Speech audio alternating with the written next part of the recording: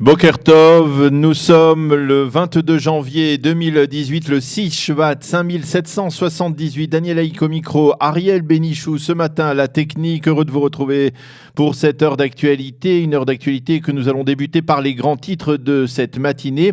Et puis vers 8h10, 8h07 peut-être même, nous serons en ligne avec Michel Gurfinkel. Michel Gurfinkel, journaliste, écrivain, spécialiste des États-Unis, qui commentera pour nous l'arrivée en Israël de Mike Pence et l'importance de cette visite pour l'État d'Israël. Vers 8h30, Eliana Gurfinkel nous présentera sa chronique Un jour, notre histoire. Vers 8h40, la revue de la presse.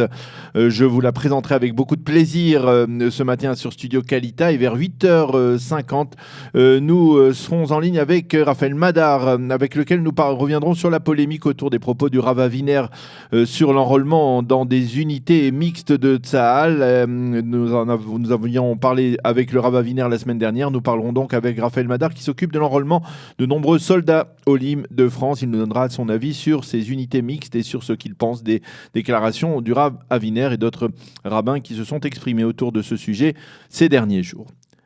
Les grands titres de la matinée, on peut parler ce matin d'un grand titre, c'est bien entendu la visite en Israël du vice-président américain Mike Pence. Mike Pence est arrivé hier soir d'Amman à bord d'un avion de l'armée de l'air américaine, apparemment plus facile à manœuvrer que son Air Force 2. Il était accompagné de son épouse Karen. Ils ont été accueillis à leur descente d'avion par le ministre israélien du tourisme Yariv Levin au cours d'une brève cérémonie et ils ont pris la route pour Jérusalem et pour l'hôtel King David où ils résideront pendant 2 jours.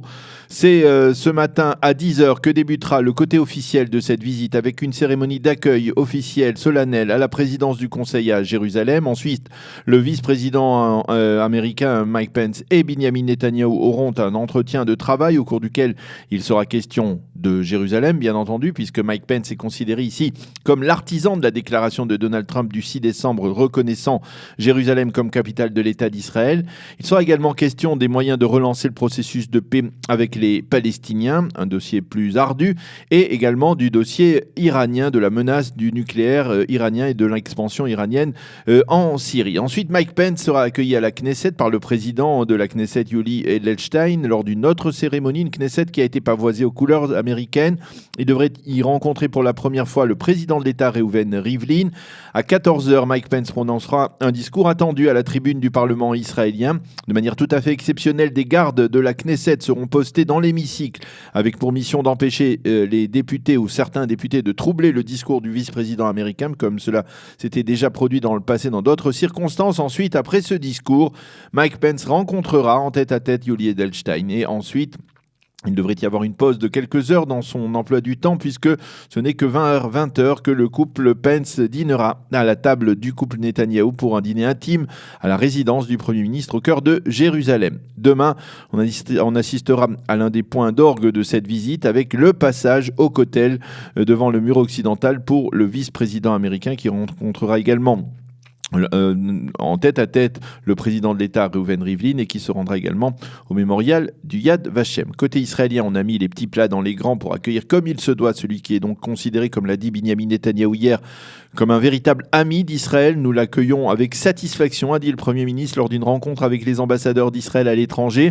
Au cours de cette intervention, le Premier ministre a fait passer un message clair au président de l'autorité palestinienne Mahmoud Abbas, message selon lequel il n'y a pas d'alternative à la médiation américaine. Celui qui n'est pas prêt à débattre avec les Américains d'un règlement ne veut pas la paix, dixit Benjamin Netanyahou. Et parallèlement, de sources palestiniennes, on affirme qu'Abbas a déclaré la semaine dernière au président égyptien Assisi que les Américains pourront revenir à leur statut de médiateur sans renoncer à leur reconnaissance de Jérusalem, mais à une seule condition, que les Américains renoncent au monopole de la médiation. Les Américains doivent, selon Mahmoud Abbas, faire partie d'un cadre international qui donnera sa caution à des pourparlers de paix aux côtés de l'Égypte et de la Jordanie. Voilà donc ce que l'on peut dire ce matin autour de la visite de Mike Pence en Israël. La météo pour terminer ce premier journal, le retour de la pluie dans la nuit avec une nouvelle baisse des températures. Le temps sera nuageux sur l'ensemble du territoire israélien. Les températures 7 degrés à Jérusalem, 13 à Tel Aviv et 23 degrés